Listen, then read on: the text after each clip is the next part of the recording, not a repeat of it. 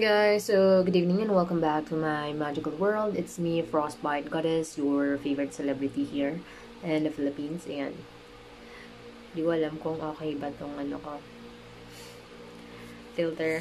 So today is 11:20 in the evening and it is September 2, 2025, Tuesday. So the news is so enraging. Sobrang nakakapikon talaga kasi the greed that the politicians, parang hindi mo na sila mapigilan. Ganon na kalaki ang natatangay nilang pera. Billion. Parang they wanted to suffer the middle class and the poor and the poorest of the poor. They wanted to punish the working class for their own selfishness and their own benefits. So I don't know what's gonna happen, but I'm praying for everyone's safety. So ang hirap makibaka kapag when you tolerate something that is not tolerable. That's why I don't tolerate a lot of bullshit. I mean, I call them out.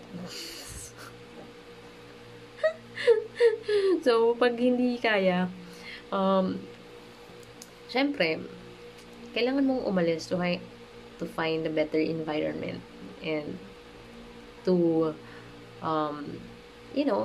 for your mental health, to have a space where you can thrive, diba? Kasi sobrang talaga guys, hindi ko na alam paano minsan guys, magkukwento ako sa inyo about what is going on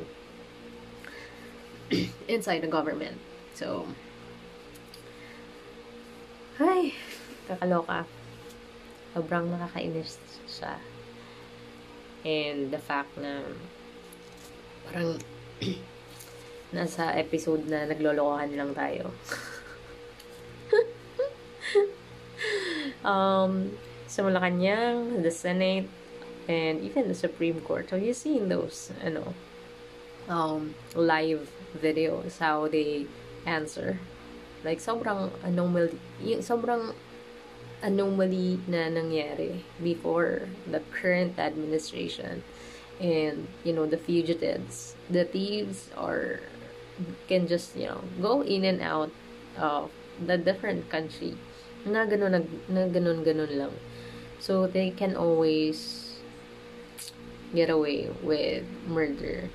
Parang they just always make fun of the hearing. So funny that you make me wanna, personally guys, ako gusto ko na lang makita siguro si Claudine ko, since she's the most trending and I'm from her baluarte. So gusto ko na lang siya makitang masunog ng buhay. So just to get that feeling of satisfaction that may mangyari man lang. Kasi wala na tayong magagawa. Hindi na yung mga magulang, dapat yung sa anak na. Kasi hindi na sila tinataman. They are so evil. They're so, yung demonic attachment sa kanila is just too much. Imagine, how can you have that kind of blood money that it's people's money. They work hard for that, and like the government are systematically taking it away every 15-30, or if you are a business owner, small business, thriving business, I don't know if you're gonna thrive here. So yan, hindi ko alam guys, wag na muna tayo magbasa, sorry, kasi sama yung loob. Baka hindi ko lang kayo maanuhan, mag-rant na muna tayo ngayon. And I'm praying for the safety of the kids, the Gen X, tama ba? Gen Z and the Gen X, tama ba? I'm not sure because I'm a millennial. So yan, I think magkwentuhan na lang tayo. But, isipin nyo na lang guys. Isipin nyo na lang guys, like, the control that those billions, like, kahit wala ka nang gawin buong buhay mo, di ba? Even if you convert that to dollars, it's still a lot of money. Di ba? Hindi mo siya kikitain ng basta-basta na lang, wala pang tax. I mean, wala pa siyang tax, di ba? Kasi nga, ninakaw nila, like, systematically.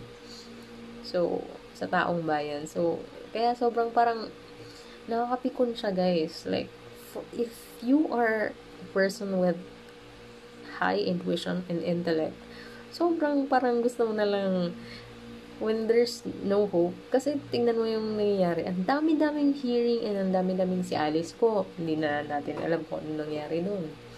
Diba? Parang hindi ano siya. The justice system is so broken.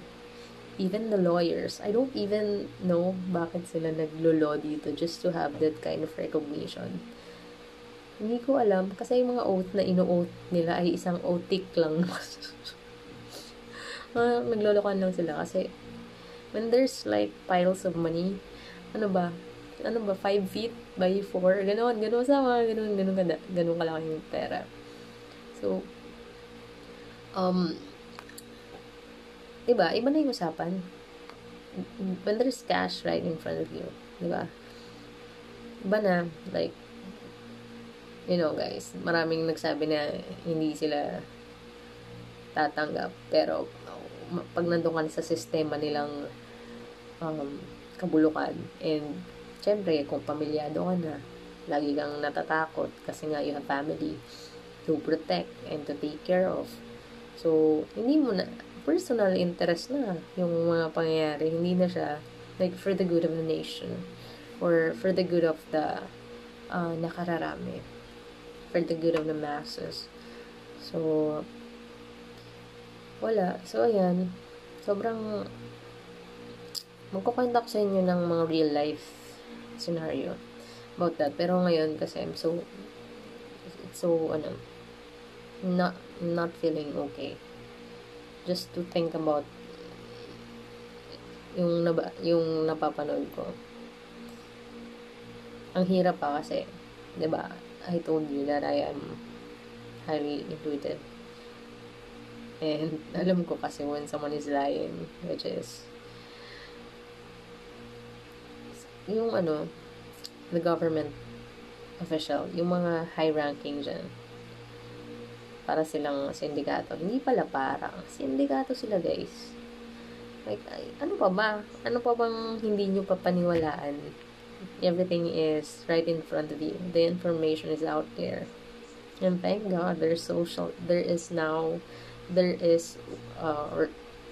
media nowadays. Kasi nung way back before, yung sa amin, hindi pa ganito yung information. I think at least ngayon you get to decide what is real as long as you do your research right, diba? So, well, we'll see what will happen next. And kayo, kailangan yung maging mas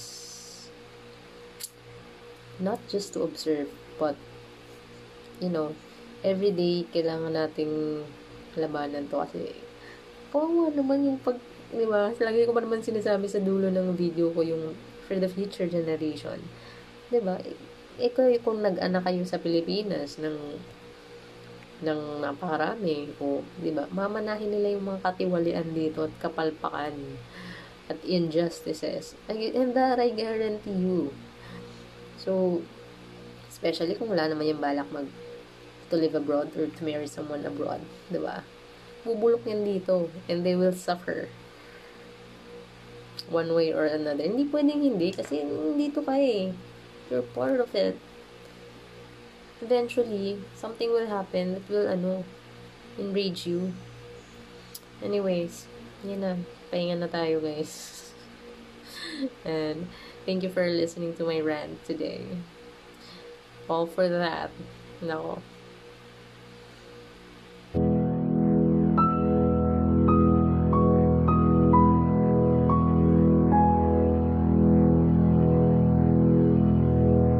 No problem. That thing is above water.